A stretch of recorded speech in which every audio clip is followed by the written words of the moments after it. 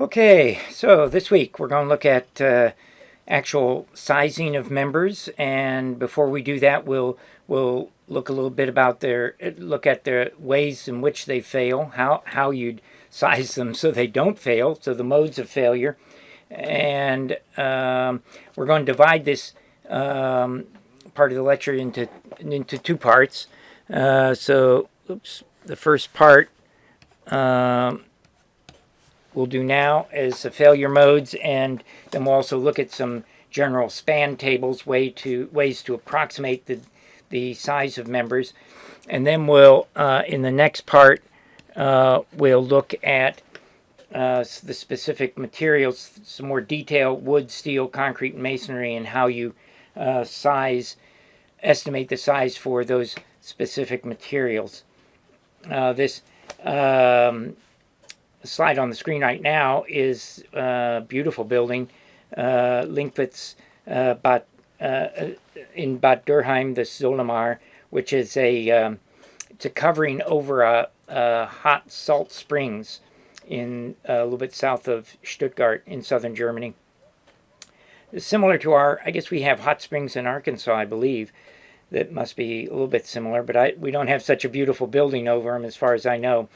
Because of the salt water, it gives off a mist that's saline. It's salty mist, and for that reason they did this structure completely out of wood so that it wouldn't rust.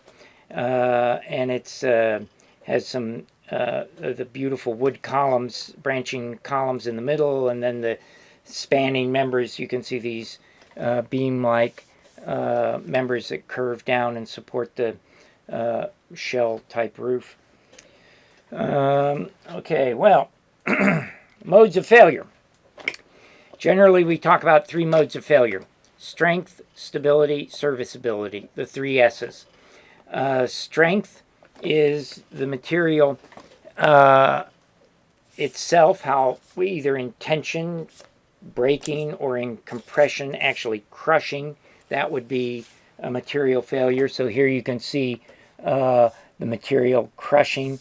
This is a beam that's undergoing a large deflection. It's got a big crack in it there, and the concrete's starting to spall off. So that's actually the material itself failing, that it's there's been enough strain in the material, it's moved enough that it actually crushes, or it can can also be breaking in shear, that it would, as a beam, you see splits sometimes horizontally in beams where the shear, a type of shear failure. Those are material failures, and that's what we'd classify as strength. That's probably less often the failure mode that we have in structures. More often we'd have a stability failure, which would mean it would fail before the material fails. It fails elastically. So in a beam, like this steel beam, this is a beam here. All right, well, they're both beams actually. So this is a steel beam that's being shown. Under load, it's buckling sideways, right? So you get it, the bottom is in tension and the top is in compression, and that compression top is buckling, just like a column buckles, right? A column would also, under load, would buckle. Almost all columns, their failure mode is buckling, and that's because they're, in order to be tall enough to walk under the space, they have to be at least 8 feet tall, and from the spans that normal beams would put loads on them, the loads are of the, well, they're not high enough that you'd need a big cross section. So you'd have a thinner cross section to carry the load, but then as you get the cross section thinner, the mode of failure that takes over is buckling.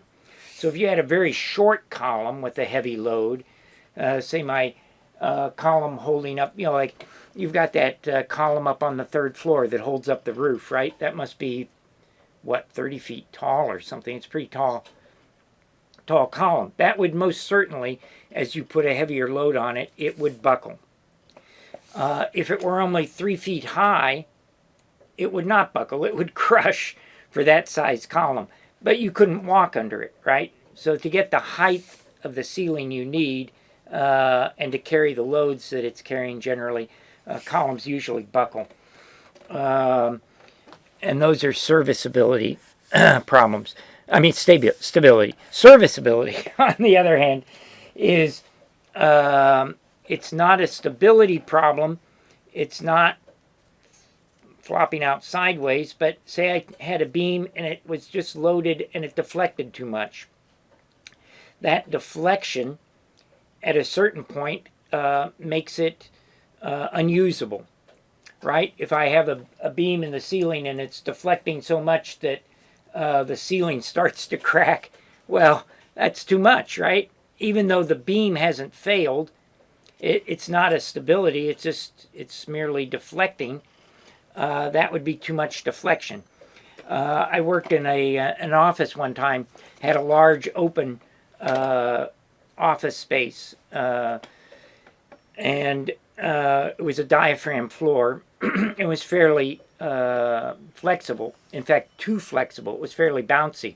And if you had your desk out in the center of this floor and people walked by, you'd feel it bounce and you'd see your coffee sloshing around. And that was very, very uncomfortable feeling. Some people, they'd say, oh, the floor is going to fall. Well, the floor was in no danger of falling. It was just bouncy.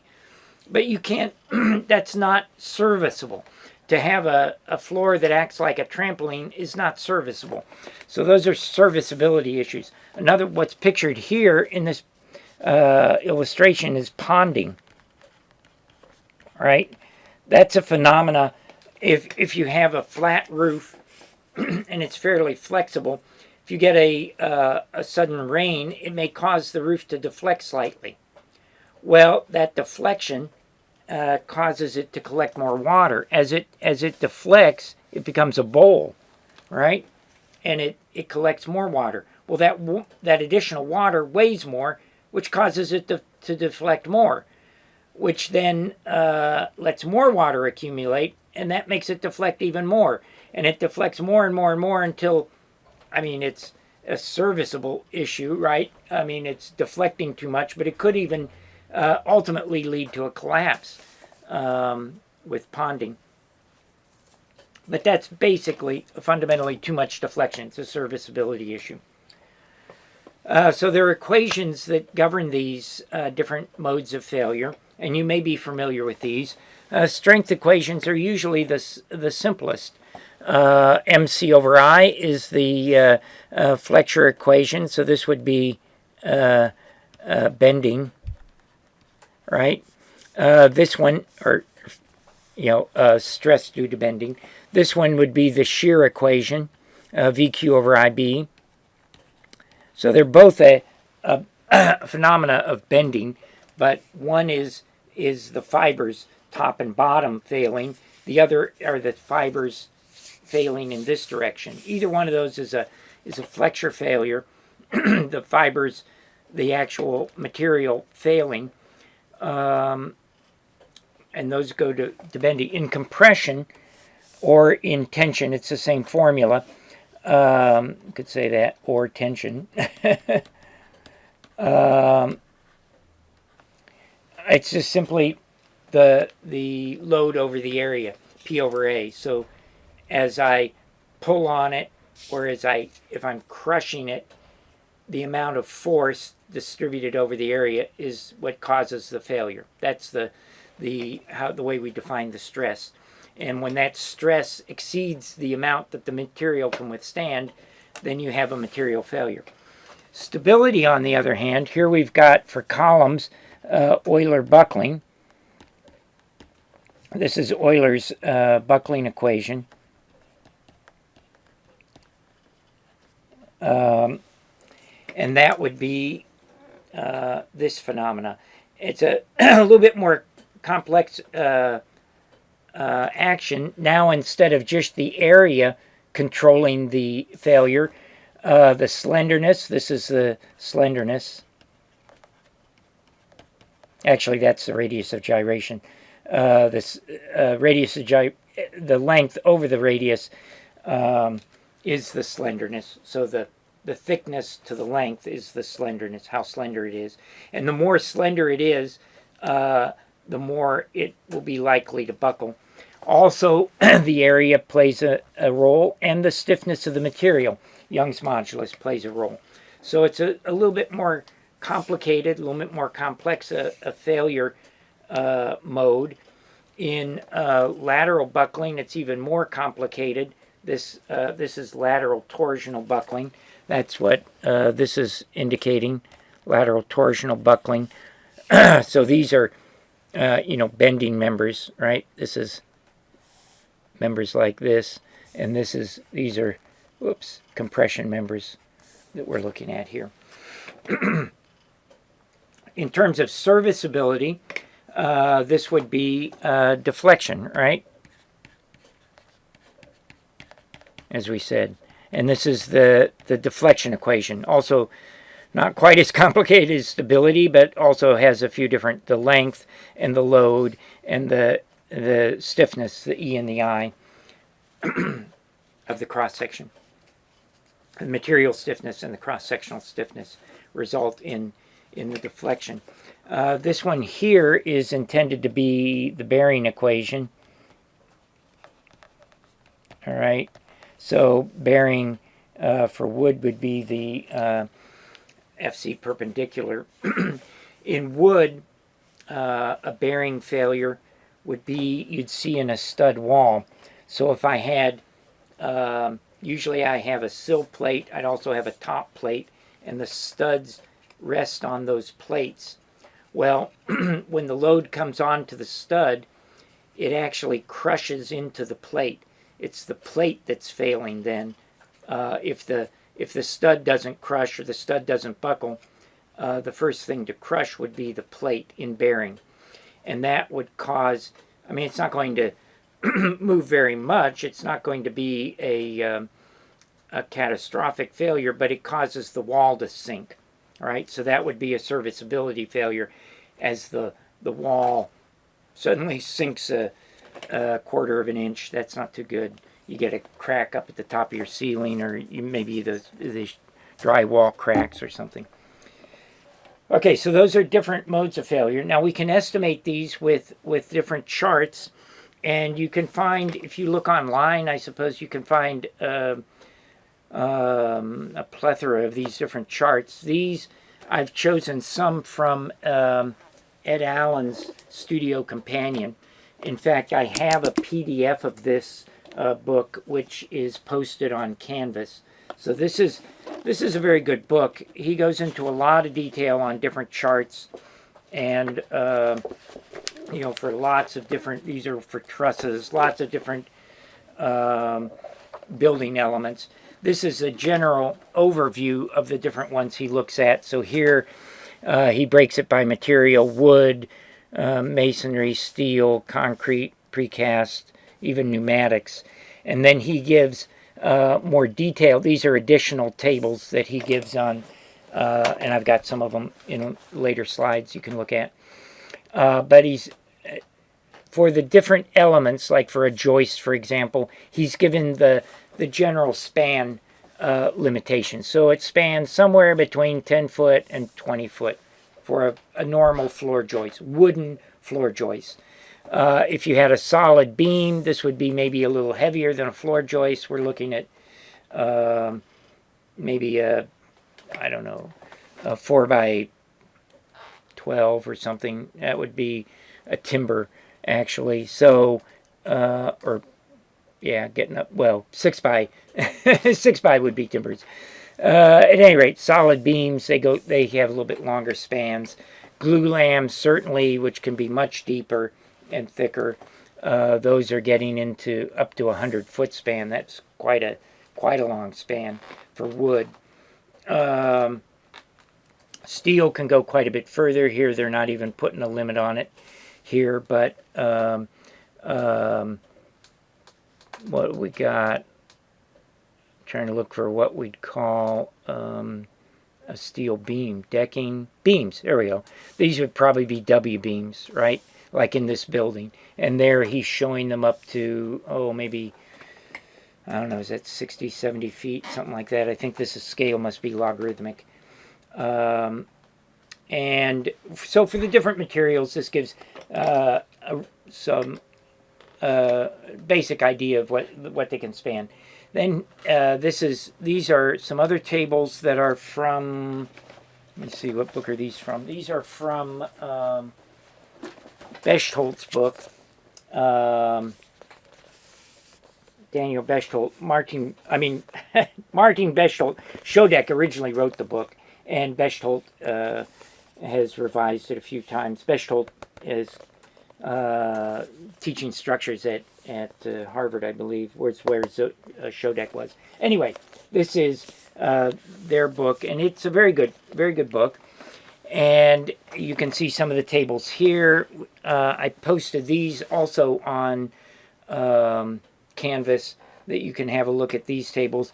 They're kind of nice because this is the general table that he gives at first, just like Schodek's, but you can see it maybe a little bit better by the different types. So T-beams, double T's, planks, precast. So it's a little bit more refined, I guess. And then these are some more of Ed Allen's tables. They go into more detail. For example, with the glulam beam, this shows for 80 foot, right? We've got a range of depths. So this would be, well, let's see, the depth is given by its range of thickness. This is the depth, so maybe 40 inches, I don't know, I'm guessing. And this would be the range of thickness then, is why that line gets wider as it goes up. So as you get deeper beams, there would definitely be a range. As they get thinner, that means you're going to have more lateral bracing to prevent them from buckling sideways, right? So you either have to make it thicker, or you have to brace it, or you have to do both so that it doesn't fail. These are typical floor joists, like a 2x12. Okay, here we've got, yeah, and wood being organic, you have a range of normal wood. So this might be spruce, pine, fir, strong woods. I'm going to put Doug fir up in the strong category. You have to look at the wood tables in the NDS, the wood code, and it gives you the strength for every species that's used for structural lumber. And some of them are strong and some of them are not so strong. And you, so that gives it a little bit of a range to those. These are for trusses, wooden floor, wooden, what is that, a worn truss. And you can see again a little bit of a range. This is the depth that we're looking at here. So for a 24-inch depth, there would be a range of spans, and that would depend not only on the wood type, but on the size, whether these members are doubled top and bottom, or the exactly how it's constructed. So there's a little bit of a range in there. These are some more of Schodek's tables, and you can see here he also gives the approximate depth as a function of this span ratio. So this is the span over 25 is the depth then, approximately, between 25 to 35. So he's given a ratio there, so it lets you approximate it. And for all these different wood members, I guess these all are. And then he's got several other tables. Here's a table on, these are all concrete, it looks like. And it, again, gives you a range. So for a simple concrete cast-in-place beam, it could be anywhere from L to 20 to L to 26. That's the span to L over 20 is then the depth, right? The depth of it that you'd expect. And then there's also an aspect ratio, which we'll look at in the next part, that will give you the other portion of the beam thickness. Here's some more from Shodek. You can see he covers a wide range. These are mostly trusses. And then, right, okay, so that brings us up to that. And then we'll start here with the next part. We'll look at each of the materials, like I said, wood, steel, concrete, masonry, and that'll be the part 2 of the lectures this week. Okay, good.